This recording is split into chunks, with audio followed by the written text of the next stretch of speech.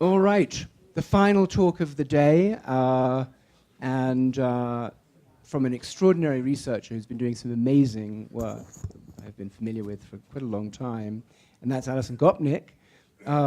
She has written some fantastic books, if you've not read them, including The Philosophical Baby and The Scientist in the Crib, and it sort of reflects the idea that I think we're all familiar with, that you start life curious and experimental, and then you go to school and they destroy you. And then you come to the Santa Fe Institute where you get to be a child again. And so it's very fitting that Alison is finishing off this conference. And just a bit on credentials, she's a professor of psychology and an affiliate professor of philosophy at the University of California, Berkeley.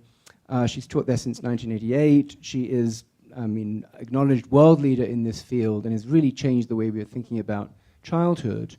And that's having a big impact on the way we think about training machine learning algorithms. So, Alison. Great, thank you. So as the last person of the evening, in the afternoon, after a lot of hard intellectual labor that we've all gone through, I will give you cute children videos, but they won't be till the end of the talk, as it turns out. So that's a reward that I hope can keep everybody there. And also, as the last speaker, I wanted to thank David and thank the Institute for such a fascinating couple of days of talks, which I have certainly learned a tremendous amount about. And as David said, you know, I think of places like SFI as being kind of really grand, perfect preschool environments. And I think that that's as great a compliment as you could possibly have, that what a place like SFI does is to let us as scientists do the sort of thing that, as you'll see in a minute, we naturally do when we're 3 or 4 years old, when we can explore really widely, consider lots of options, consider completely insane, crazy ideas that we would not consider in our everyday lives, and yet turn out, as we'll see in a minute, to actually be the ideas that often are the ones that really pay off. So I just wanted to stop and have a round of applause, and thank you to David and to all the SFI staff for putting this together. Okay, so I'm going to start out, with sort of the great big picture. As David mentioned, I'm an affiliate in philosophy, and I started out my career in philosophy with this very big problem, which I think is at least one of the big problems of intelligence. And David started off by saying that these definitions of intelligence in terms of adapting to the environment don't capture everything that's in intelligence. But I think they capture something that's very important. And this deep problem isn't just a problem that started with AI or started with cognitive science or even started with science. It's actually a problem that goes back to the very beginnings of philosophy. And a way to articulate this problem, I think of it as the problem of knowledge, is this. We go through the world, we have abstract, structured, hierarchical representations of the world around us, and we've heard a lot about how having those rich, abstract, structured representations lets us go out in the world, make novel predictions, intervene in the world, change the world in really remarkable and unexpected kinds of ways. And yet, all that actually reaches us from the world is a stream of photons hitting our retinas and disturbances of air at our ears. That's the only direct input that we get from the world. So the puzzle is, how do we get there from here? How do we get our everyday common sense knowledge, another idea that's come up several times, things like our everyday physics or everyday psychology from that information, and how do we eventually get to things like our understanding of quantum mechanics or quarks or physics from that information? That's a very, very deep problem, and I think it's one of the deepest and most profound problems in thinking about intelligence and thinking about human cognition. And it's one of the reasons why cognitive development is actually the deepest and most profound branch of cognitive science, even though we spend a lot of our time sitting on funny-looking little chairs and talking to 3-year-olds. Because cognitive development is one of the areas, along with machine learning and artificial intelligence, that tries to answer this question. And going back to the very first discussions of cognition and intelligence in history, going back to the earliest philosophical discussions, there's been sort of 2 approaches to trying to solve this problem, this gap between the abstract knowledge we seem to have and the very limited experience that we have. And one solution has been to say, look, it only looks as if we're deriving this abstract hierarchical representation from our experience. If you look more closely, you'll find out that really those representations were there all along. Maybe they're given to us by millennia of evolution. If you're Plato, you think that they're there because you had them in a past life in a Platonic universe. If you're Descartes, you think that they're there because of God. If you're someone like Steve Pinker, you think they're there because of evolution. If you're someone like Chomsky, you think they're there because of God. But the basic idea is that this learnability problem, this problem of how you could infer structure from data, is so hard that the only way to solve it is to build in the things that you're trying to infer. Tommy Poggio mentioned some of that this morning as well. The other option, going back to Aristotle, the empiricist solution has been to say, look, it just looks as if we have these abstract, hierarchical, structured representations of the world. If you look more closely, you'll see that really all we have are higher order patterns of data, higher order patterns of experience. And if you think about at least some of the deep learning approaches that have been so powerful in the last little while, those approaches have some of that flavor. So the idea is you don't really need all of the knowledge and common sense and structure that you think that you need. Actually, if you just pull out enough structure from the data, you're going to be able to do all of the things. You're going to be able to have all the successes that you would have if you had abstract, hierarchical, structured knowledge. And you can see this tension between this kind of roughly nativist approach and this empiricist approach to the learnability problem, going, as I say, all the way back to the ancient Greeks and really echoing throughout the philosophical discussion of epistemology and echoing throughout the history of both AI and machine learning and cognitive development. So you have, the classic kind of contrast between good old-fashioned AI, which was emphasizing the degree of structure that you started out with in a model versus the sort of first wave of connectionism, suggesting that you could get that structure out of the data itself. You can see it in more contemporary examples, some of which we've discussed here. You could see it in, for example, Tommy also mentioned this, the contrast between the recent work that Brendan Lake and Josh Tenenbaum have done, showing how by building in ideas about generative models or about intuitive psychology or about intuitive physics or about the domain that you're concerned about, you can make inferences much more quickly than if you have to build all that up bottom up by looking at an enormous training set. And you can see it in cognitive development. So in cognitive development, there's these classic tensions between the idea that many things that are important are built in innately, and a lot of empirical work that's shown that babies know much more than we ever would have thought before. And on the other hand, the people who emphasize the fact that babies live in a rich world with very rich and varied experience, and they can extract a lot more information from the data than we might have thought before.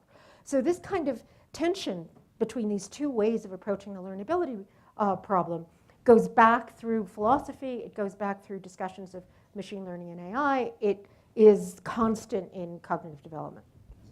And I think to people who actually are looking at real children really developing, neither of these solutions has ever seemed terribly satisfactory. And that's because, going back famously, for example, to Jean Piaget, the great founder of cognitive development, when you actually look at children and look at what children are doing and look at how children are learning, what you seem to see is from the very beginning, from the very get-go, babies seem to have these abstract, hierarchical, structured representations. And as I said, a big piece of the amazing empirical work that we've done over the last 30 years has been to show just how rich those representations are, even in tiny, tiny babies.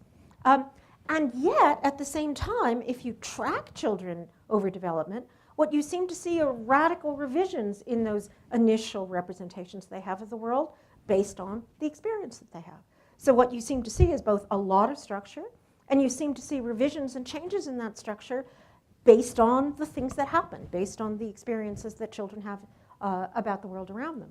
So since we seem to see both of those things, you know, what we can, I think of this as being sort of a hummingbird problem. What we can say is, no, we don't see how it's possible, but look, that's what they're doing. So there must be some story about how it's possible because, after all, it's actual, which sort of implies that it's possible. What my colleagues and I have been doing over the past 15, I guess now almost 20 years, certainly over the past 15 years, has been to try to make progress in trying to solve that problem computationally. And the first idea, which wasn't really articulated in a computational way, connected up with ideas in the philosophy of science. And this is what I've called, and other people called, the theory theory. So my first popular book is called The Scientist in the Crib. And the idea is that maybe what's going on in human learning is something like what's going on in the development of science. And again, science is one of these good sort of hummingbird demonstration cases that this impossible learnability problem actually can be solved. Because in science, we really do see that we get better and better abstract structured representations of the world based on the data that we have. And it's very unlikely in that case that the solution is a simple solution about evolution designed us to have those structures. So the idea is, suppose you start out with an abstract structured representation and you revise it based on the new data and the new experience that you have, rather than thinking that either you just start out with a structure or that you simply bottom up extract the structure from the data. And the idea is that you could have this kind of bootstrapping where you'd have a constant process of revision of these abstract structured representations like scientific hypotheses or scientific theories in the face of new evidence and new data that you have. Now the problem with that idea is that, at least when we started arguing for it back in the 80s and we went to our friends in philosophy of science and said, how does the process of theory revision in philosophy of science work? They said, we have no idea. We think Piaget might have said something about how that could have happened, but go talk to the psychologists. So we didn't actually have a good account in principle of how this process could be possible. And what happened about 15 years ago was that this work in a bunch of work in AI and computer science, work by people like Judea Pearl, and in philosophy and philosophy of science by people like Peter Spertus and Clark Leamore. And then later on, work that's come to be known as Bayesian work by people like Tom Griffiths, my colleague, and Josh Tenenbaum, started giving us at least a picture about how we could implement the kind of theory ideas computationally. And essentially, the picture is that you have, this is what I think of as sort of the theory 2.0. The picture is that you have these abstract structured representations, for example, representations of causal knowledge, but built into those representations are systematic relationships to patterns of data. So the representations actually generate particular patterns of data. And I won't go into all the details about this, but the big idea that really was the game changer was the idea of thinking about this problem as a probabilistic problem rather than a deterministic problem. So if you think about someone like Chomsky, for example, Chomsky's argument was, look, the languages that we have are underdetermined by the data. There's, hundreds, thousands of potential grammars that would be consistent with the data that a child would hear, so there must be strong innate structure. And the idea of the probabilistic models approach was to say, well, we might not be able to eliminate some possibilities, but we could at least say that some possibilities are more likely than others. So we could say, given this pattern of data, this grammar was more likely to have generated this pattern of data than this other grammar was. And it turns out that if you think about the problem that way, you think about the problem as being this kind of what you might call a probabilistic inverse problem, where you have a bunch of data, you want to figure out what's the underlying structure that could have generated, that was most likely to have generated that data. It turns out that Bayesian procedures are a good way of trying to solve that problem. And that's essentially been the project of this kind of Bayesian cognitive science. I won't go into more detail about that. And what we've shown empirically is that what we can do is take even very small children, as young as 18 months, We can show them a pattern of data. We can give them a choice between a couple of different hypotheses, and we can see what hypothesis they end up inferring. And what we've discovered is that characteristically, over and over again, children choose the hypothesis that you should choose normatively if you were doing this kind of Bayesian inference. So over and over again, the kids are acting like they're good Bayesians, and they're doing this in remarkably sophisticated and complex kinds of ways, and they're doing it from the time they're 18 months old. So that felt as if that was a really big piece of progress. There's a problem, however. There's a catch, as there always is. And that problem is a problem that we've talked about a lot, which is the search problem. So it's fine to say, here's hypothesis A, here's hypothesis B, here's the data, use Bayesian inference to figure out whether hypothesis A or hypothesis B has a higher posterior probability given the data and given the priors. But of course, in real life, we have these enormous sets of possible hypotheses. So we aren't just given two hypotheses to choose from. And in real human life, the whole point about human beings is that we have this enormous high-dimensional space of potential hypotheses, potential solutions, potential ways of understanding the world.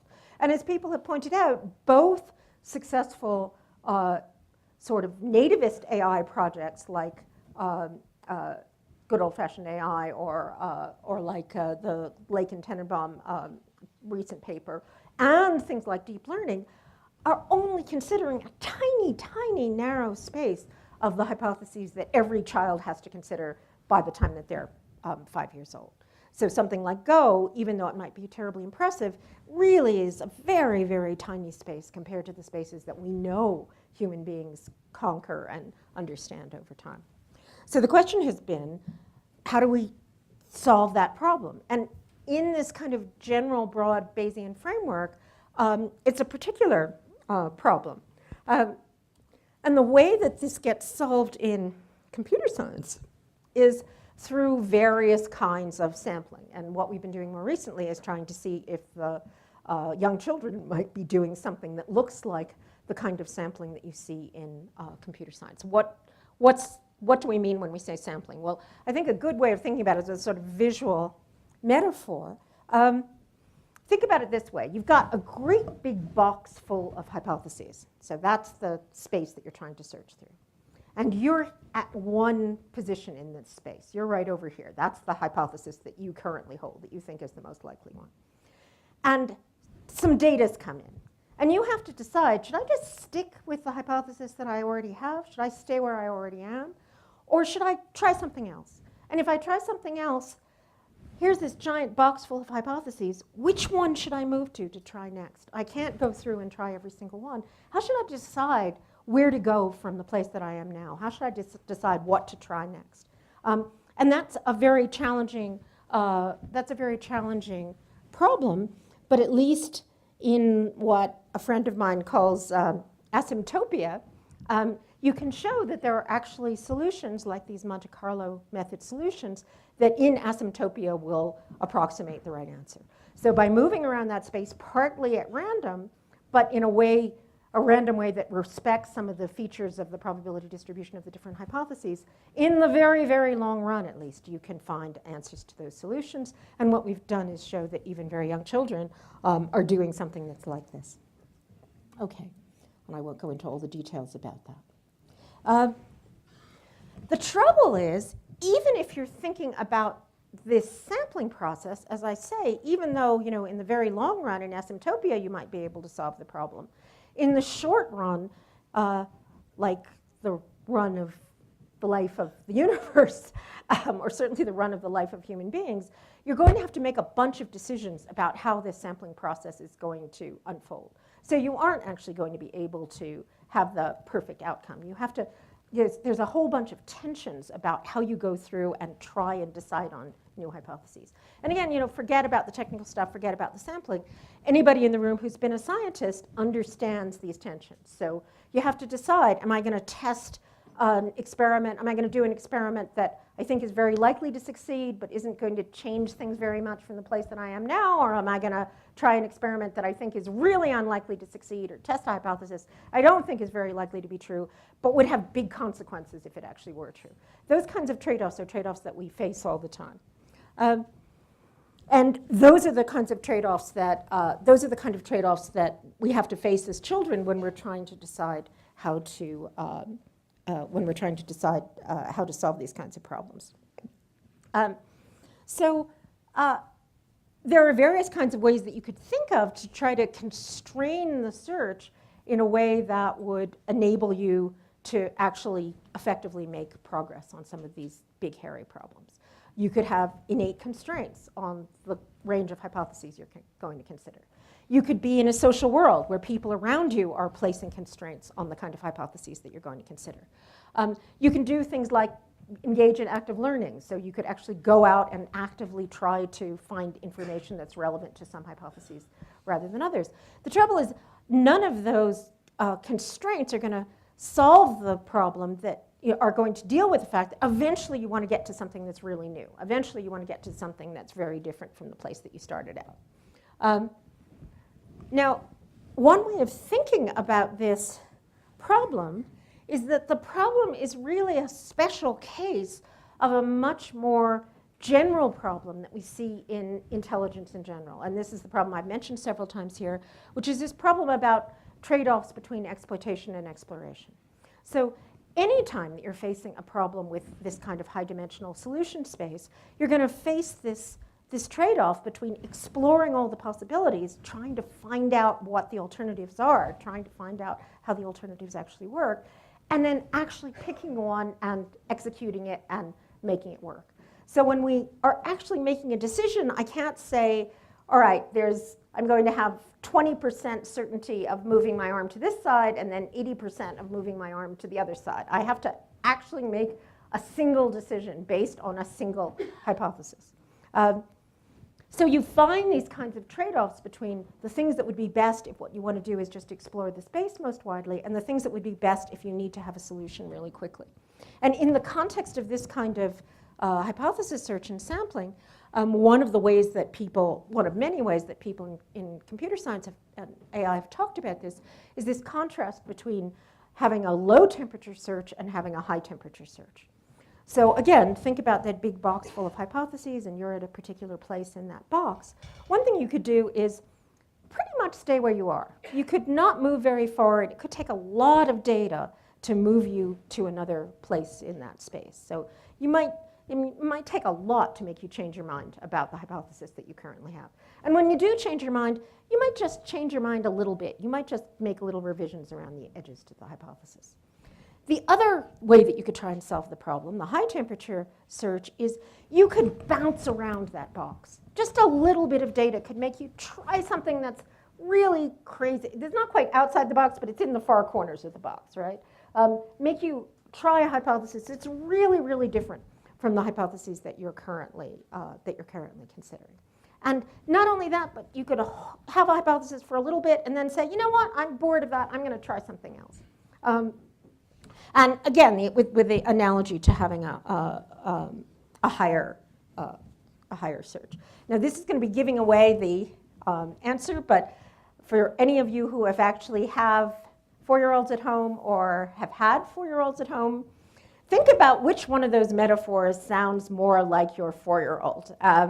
Is it the person who's very carefully just making small changes to what's going on around them and staying simply in one place, or is it the person who's actually bouncing around the space and causing chaos and being noisy and variable?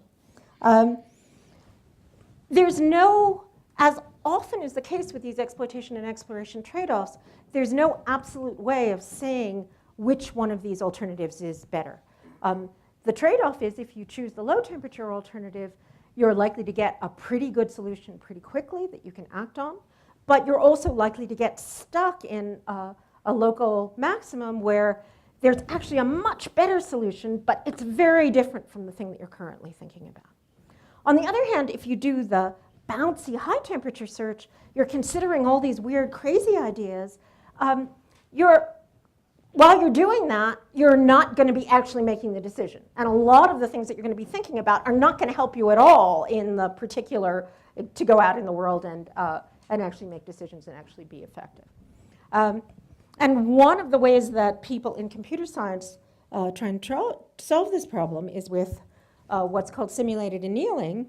And I won't go into the details about this. This is just an example of how simulated annealing works. But essentially, the idea is start out with a high temperature search, start out searching really broadly, and then gradually, as you figure out the general parameters of the space, cool off to something that's narrower. And something like this gets used a lot in many, many, many different varieties of AI. So manipulating these temperature parameters is a common solution. Okay. So what that suggests is that there's something about this resolving these explore-exploit tensions, and maybe something about starting off broad, starting off with this very general, bouncy, noisy kind of search, and then narrowing in, that might provide a solution to this very large search problem. But I think another way of trying to find a solution to that problem might be to actually ask, how has evolution solved this problem? And actually look at the design of creatures who seem to be very good at solving high-dimensional search problems. And one of the really remarkable things that happens is if you look at evolutionary biology, what you see is that there's a very strong relationship between creatures that are good at solving these kind of multi-dimensional problems and creatures who have a particular version of what biologists call life history. Let me explain about a life history. A life history is things like how long a childhood do you have, how much investment do you place in your children, how long a life do you have in general, how long a period of senescence do you have. It's things about how you, essentially things about your developmental trajectory, your developmental history. And if you can imagine an Alpha Centauran biologist coming to Earth 150,000 years ago and looking at all these little creatures scampering around on the veldt and trying to decide what's different about these new Homo sapiens compared to all the other hominins around, the thing that would leap out at her, especially if she was a well-trained evolutionary biologist, is the very, very bizarre life history that these humans have. Essentially, we have twice as long a childhood in a period of dependence as any other primate does. So this is a 7-year-old chimp in the Gombe, and by the time chimps are 7 years old, they're producing as much food as they're consuming. So they're pulling their own weight. And even in hunter-gatherer societies, children aren't doing that until they're 14 or 15 at the earliest. And in our society, my son is 29 and 40. But we can compete about when you stop paying rent checks. And not only that, but in the period of human evolution, we evolved all these adaptations to help us deal with this very, very, very extended period of childhood. So we're the only primate that has pair bonding, where males and females are attached to one another and involved in raising children together. That's something we just take for granted, but only 5% of mammals have that pair bonding pattern, and none of our closest primate relatives have pair bonding. We have what anthropologists call alloparenting. So we have non-biological kin who are deeply involved in caring for children, and that's been true of us as long as we evolved. Again, that's not true of any of our closest primate relatives. So we have cousins and aunts and uncles and babysitters and other people who are involved in caring for children. And we have my personal favorite, grandparents. I think I've talked to some people at least who are grandparents here. Again, we're the only species where females live for 10 or 20 years past the end of their fertility, completely unlike our closest primate relatives. Chimps, for example, female chimps die when they're 50 at about the same time that they lose their fertility, even when they're very well taken care of. Now, the remarkable thing about having all of these changes very quickly is these are all really costly adaptations. What this means is we're putting in an enormous amount of energy. Forget about just the rent checks. From the time we've been human, a deep part of being human has been putting this energetic investment in these babies who aren't capable of taking care of themselves until they're well into 15 or 16 years. So that's a really puzzling thing. That's a real evolutionary paradox. Why would it be that we developed these not only useless babies, but arguably more than useless, worse than useless babies, because we have to put so much time and energy into just taking care of them? And when you look at the comparative literature, it turns out that there's a very, very general relationship between having this kind of apparently paradoxical life history with tremendous investment and a long period of immaturity, and all the things that we think of as being part of our distinctive human intelligence. So things like having a larger brain size, existing in more different kinds of environments, depending more on learning, being able to find a wider variety of solutions.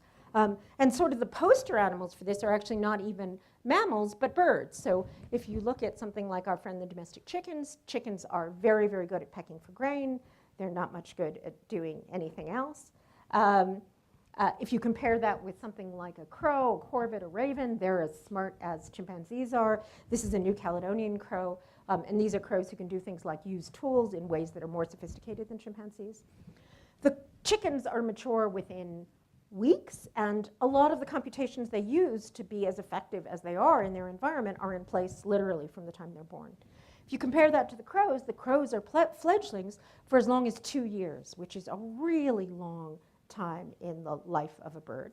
And you can see that during that period, during that 2 years, essentially what they're doing, as we say in the Valley, is they're failing further and faster. So they're trying to figure out how to use tools and not succeeding, and then trying again and getting more information, exploring the space of physical tool use, and the mums are standing there and dropping bugs into their mouths and writing tuition checks. This isn't just true about birds. It's true as a generalization about placental mammals like us. It's true as a generalization about marsupial mammals. It turns out that it's even true about insects. So this is one of my favorite recent experiments.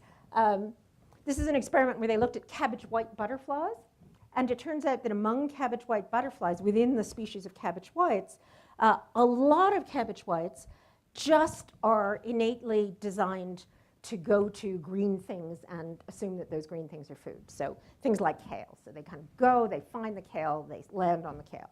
But there's a subset who are capable of actually learning that, say, red food sources like chard are also good food sources.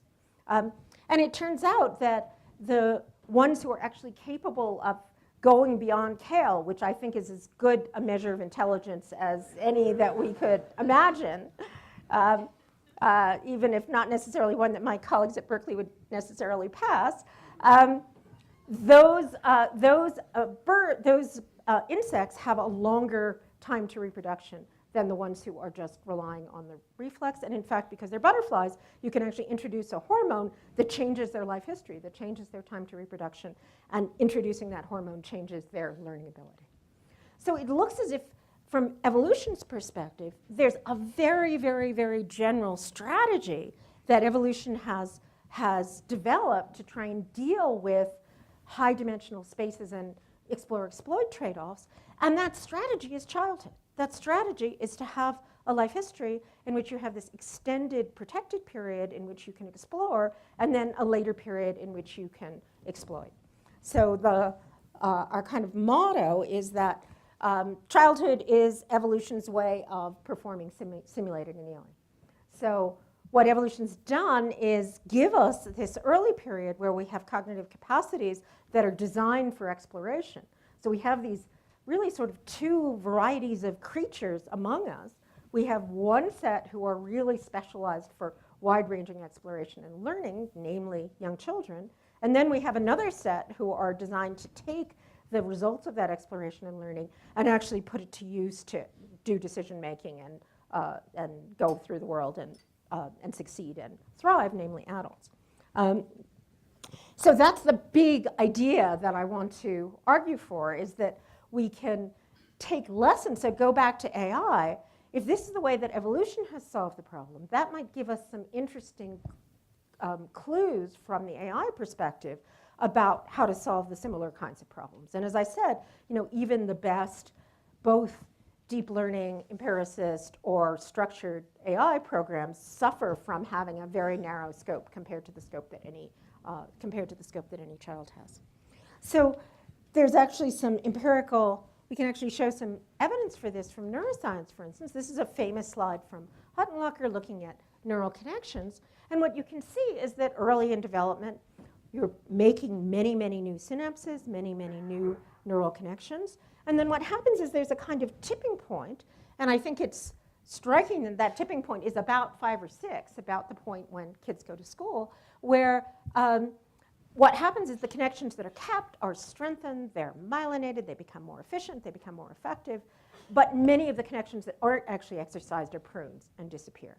So what happens is that you have this early brain up to sort of 5 or 6, which is very plastic, very, very good at responding to new environmental input, very good at responding to a range of environments, but not very good at doing anything in particular, like putting on a snowsuit or getting to preschool or feeding itself. And then you have a later brain that's much more efficient, much more effective, much better at actually doing things, but much less flexible, much less plastic. And when it does change, is likely to change much less widely than the early brain is. And let me end by actually doing what, if I were talking any place else but SFI, I would feel obligated to do from the very beginning, which is actually talk about the empirical work in my lab. So I'm just going to have two brief slides about this. In the work that we've been doing recently, this is especially this new PNAS paper, we've been actually trying to see, well, if this is right, you might expect to see learning differences in young children and adults. Now, of course, most of the time, when you give someone a problem to solve or a task, having a kind of exploit attitude towards that task is a good thing, right? So if you can figure out, here's what the experimenter wants me to do, and now I'm going to focus in and concentrate and narrowly focus on that solution, you're likely to do better. So most of the time, on most tasks, grown-ups are going to do better than 4-year-olds. But our thought was that if you had a task where the advantage would actually be in exploring the space more widely, maybe the 4-year-olds would do better than adults. And I won't go into the details of the tasks, but what we did was we took both a physical task and a social task, I'll wait to show you the data, where the way that the task worked was that there was a fairly obvious hypothesis, a hypothesis that you would be likely to start out with, and we showed that people did start out with that hypothesis, for example, about how a machine worked. And then we gave people of different ages data that contradicted that hypothesis, data that didn't fit as well with that hypothesis, but did fit with an initially weirder, stranger, more unlikely, odd kind of hypothesis. And we did this in a physical case and in a social case. So one of them was, does the machine work in the obvious way or in an unusual way? The other one was, did a person act for an obvious reason or for an unusual reason? And in both cases, what we did was sometimes we gave the participants data that fit the obvious solution, sometimes we just didn't give them any data at all, and sometimes we gave them data that actually supported the unlikely, the non-obvious solution. And here's what we found. So this is the physical case, and what you can see is that the 4-year-olds, so when you look at the case where the evidence is for the likely solution, everybody's kind of getting to this likely solution, the crucial line is that top line, and you can see the 4-year-olds are very likely to switch to the unlikely option when that fits the data. So it's not that they're just always choosing that. If the data supports the likely hypothesis, they'll do that. But they're much more likely to switch to the unlikely hypothesis when they're 4, or they're very likely to do that when they're 4. There's a precipitous drop when they're 6. So about the age when kids are going to school, they're becoming less flexible. Then they stay pretty much the same from 6 till about 12 to adolescence. And then there's an even more precipitous drop in flexibility at adolescence. And the adolescents and the adults, the Berkeley undergraduates, are about the same. So essentially, the adolescents and the Berkeley undergraduates are not paying very much attention to the data. They're just going with the obvious solution. And essentially, nothing that we seem to do to Berkeley undergraduates can shift them away from, I think this is the one that's going to be on the test. I'll choose that. I'll choose that solution. And one of the things that's interesting, part of the reason why we did the experiment across this whole age range, is we thought maybe what's happening is just that as you get older, you're accumulating more and more experience in favor of the likely hypothesis. So maybe it's just a sort of straightforward Bayesian process by which your prior becomes more and more peaked as you get information. And I think that's part of what's going on. But what's interesting is from this evolutionary perspective, we know that there's a big transition from 4 to 5. And we know that there are big transitions at adolescence. If you remember that neuroscience graph, that's the place where you see the transitions. So it seems like there might be a real evolutionary, the life history transitions that make the difference between being a preschooler, a school-age child, an adolescent, and adult might actually really be tracking some of these differences in exploration and exploitation. Now, the really interesting thing, this will be the last thing I'll talk about, is that if you look at the social case, you see something this was somewhat unexpected, but I think really interesting. Again, 4-year-olds are the best at switching to the unlikely hypothesis. 6-year-olds are not as good. Adults, as we'd expect from a big social psychology literature, not very good at switching to the unlikely hypothesis. But in the social case, the adolescents are actually the ones who are the most flexible. So in the social case, it's actually the teenagers. The teenagers are looking like the 4-year-olds. They're actually the most willing to consider another option, an unlikely hypothesis in the social case. And again, that suggests from this kind of life history perspective that adolescence, as well as the preschool period, might be a really important kind of period of renewed plasticity. We have some independent evidence for that. It might be, you could think of it as being like another round of heating up the system, making it noisy, making it variable, making it unpredictable, making it believe weird things and act in irrational ways. And again, I think any of you who've raised an adolescent will recognize that as a picture of what adolescents are like. But also be on the leading edge of change, be on the leading edge of being able to understand and think about the social world in new ways, given new data about how the social world works. And there are other examples where you can show that younger learners, although they're always less effective, are at least sometimes more exploratory. They're actually looking through the space more widely. So let me end by, again, thinking about this in the context of AI.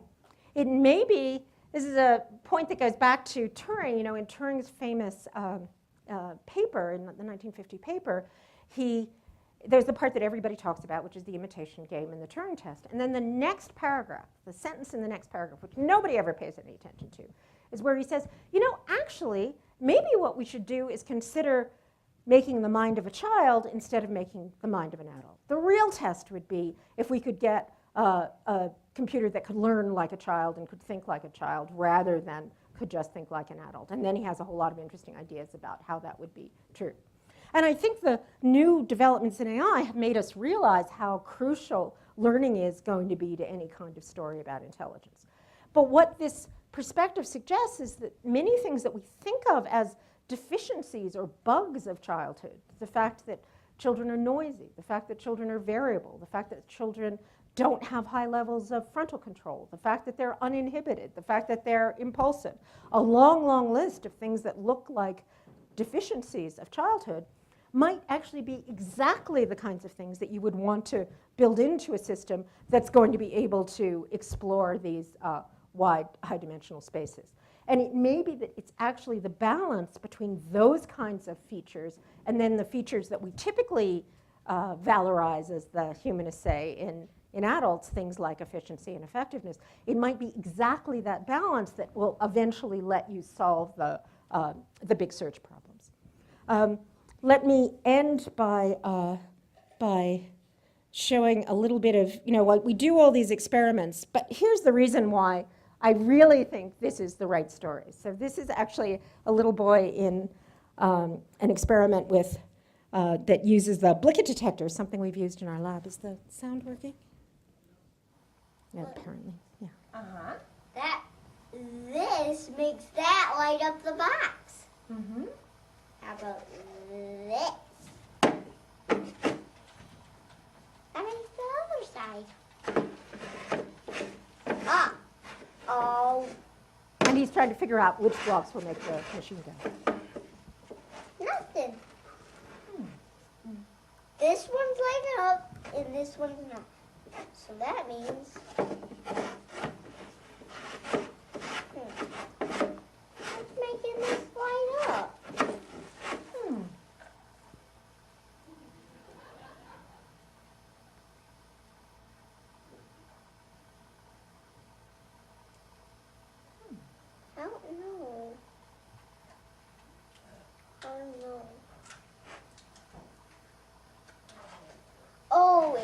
because this needs to be like this, and this needs to be like that.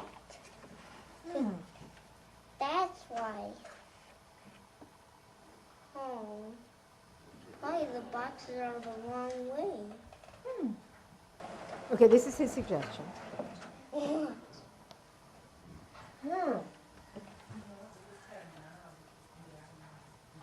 What should we do now?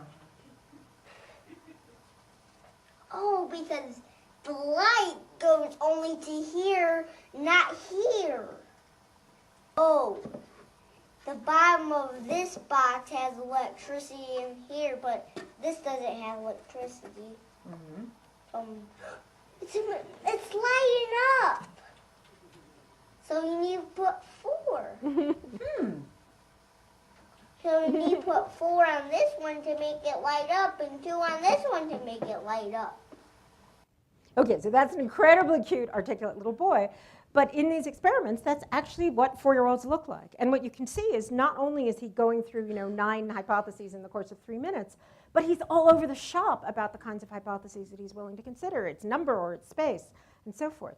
And even though that's not the most effective way of solving the problem at the moment, it's exactly what you'd want in a creature that's actually going to be exploring the general possibility space. And I think that when you actually look at what children are doing and how they're solving problems, this is the sort of thing that you see.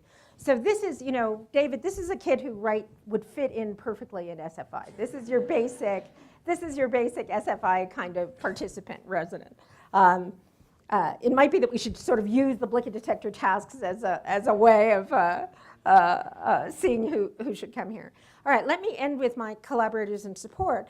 But again, the point that I want to make is that way that we thought about children typically is as if there's sort of, and these are my, particularly Tom Griffiths and Chris Lucas, who are my computational collaborators on this. The way that we've typically thought about children is as if they're kind of defective grown-ups. So the point about studying children is to see what will happen that will turn them into grown-ups eventually. And our policy attitudes, our educational system, they're all kind of designed in that way. And what the evolutionary and AI framework might make you think is that that's actually the wrong way of thinking about it. That in many respects, what children are doing are designed to solve certain kinds of problems that are the deepest problems in AI, and that are problems that they may actually be better at solving and more well adapted to solve than adults are. Okay, let me stop there and take questions.